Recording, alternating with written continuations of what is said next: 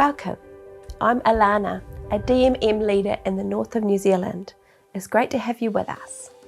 Jesus' final words to us in Matthew 28:19 were, "Go and make disciples in all nations." I imagine you're here because you're obedient to that command.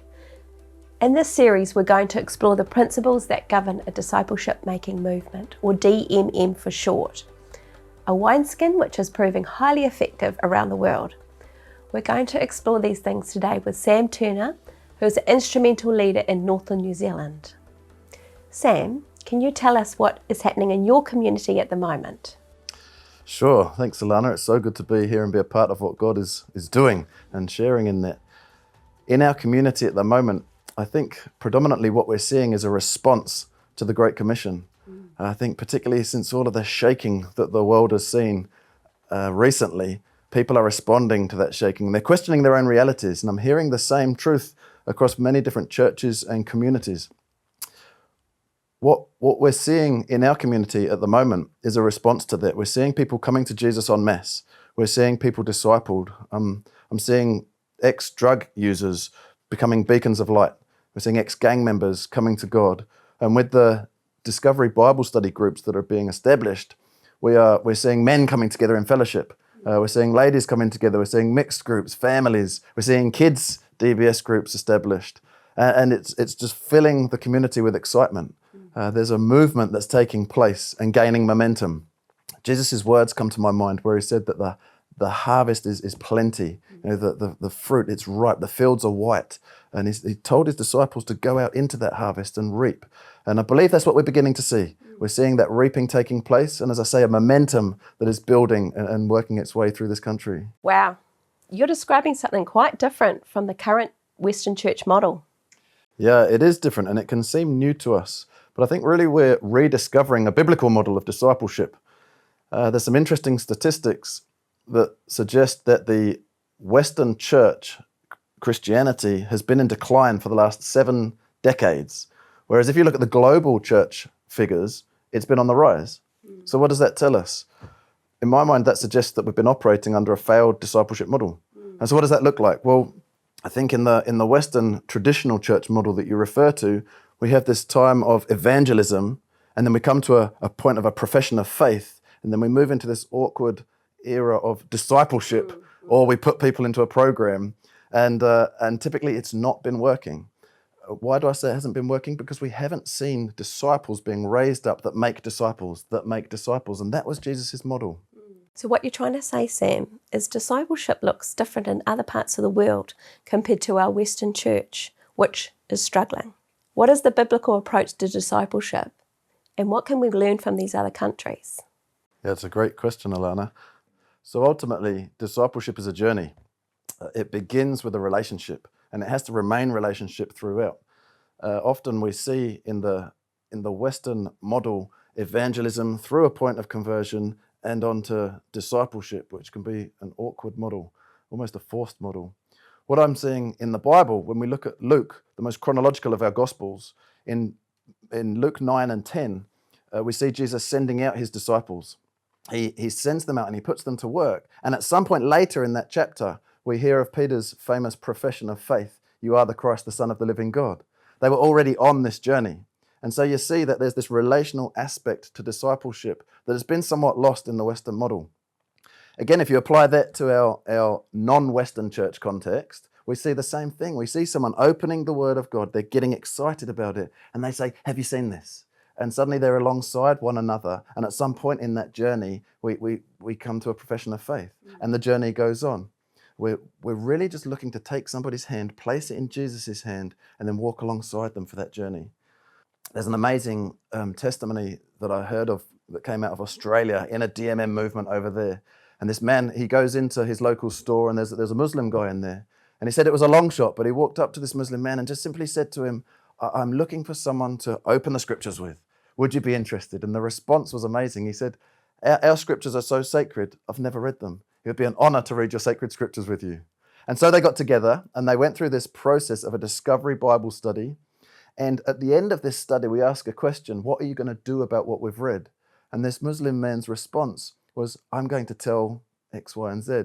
And so they got together the following week, and he brought some friends with him. I think he brought his wife with him. And so they had another study together. And at some point in this journey, this man began to tell his friends, I'm not one yet, but I think I'm becoming a Christian. And now that has grown, and there's become a whole Muslim movement of people coming to Christ within this man's church circle. So it's an exciting thing. Do you have a phone with you? Yep. I'd love to take you through some figures that I find exciting. If you could just open up your calculator, and while you're doing that, just want to go through these figures. So if I'm in ministry for, let's say, the next 20 years, and every year I'm going to reach 1,000 people and make disciples of them. The maths are pretty simple on that one. After 20 years, I've reached 20,000 people. Now that's quite some ministry, but the workload in that's going to be massive. I think that's reaching just short of 3 people per day, every day for the next 20 years. The figures I want to go through with you are the exponential growth that I believe we see both in the non-Western church model and also in the biblical model.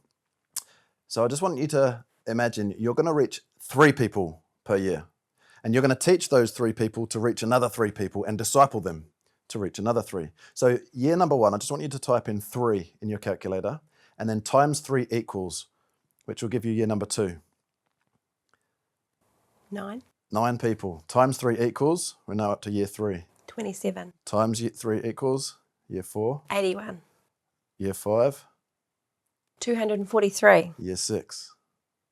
729. Year 7. 2,187. Year 8. 6,561. Year 9. 19,683. Year 10. 59,049. Year 11. 177,147. Year 12. 531,441. 13. 1,594,323. Year 14.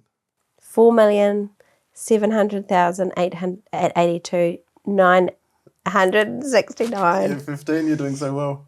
14,348,907. So in our context, 15 years, we've just reached the population of New Zealand 3 times over. But let's keep going. Year 16. 43 million. Year 17, thereabouts. 129 million. Year 18. 387 million. Year 19. 1 billion. And year 20, we're way into the billions. 3 billion, yeah. Do you see the excitement in those figures? For me, I do. There's no other church model, no other discipleship model that can reach that many people. I believe this is how Jesus has done what he's done over the course of the last 2,000 years. We're going to go through it in some later videos, but we'll see this coming through time and time again in the biblical narrative.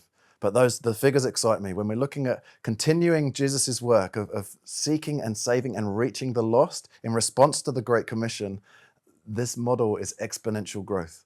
And we see people en masse being reached in discipleship, which excites me. Wow, I love that. Actually, we're seeing similar stories in our own groups. Yeah, that's awesome. So let's talk a bit more about what DMM looks like. What are the main principles?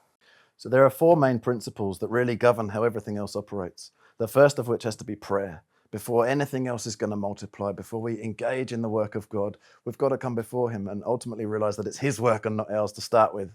And so we attempt to multiply prayer before we multiply anything else. Before we go into established groups or look for the right people or begin the process of discipleship in a new area, we're looking to multiply prayer, and that can be through prayer walks, through prayer drives, and these things. So prayer is the number 1 principle.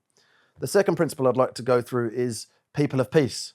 What are they? What's the biblical concept behind people of peace? How do we find them? How do we reach them? How do we engage with them? So people of peace is number 2. The third is the Discovery Bible Study, the DBS. This is an amazing tool, an amazing format of how to lead someone into this relationship, this organic method of discipleship. And it's been an incredible tool. So the Discovery Bible Study is principle number 3. And the fourth are the principles that govern multiplication. Going back to the model that differentiates between the Western church model, which has had its struggles, and the new model that the model that we're rediscovering, which we believe to be a biblical model, and the multiplication that is inherent within that. So those are the 4 principles: prayer, people of peace, the DBS, or the Discovery Bible Study, and multiplication. I agree with you, Sam. It reminds me when Jesus talks in Luke 5 about new wineskin. Yeah, for sure. DMM is new wineskin, which is very effective in fulfilling the Great Commission. Yeah. In the rest of our series together, we're going to explore some of these key principles of DMM.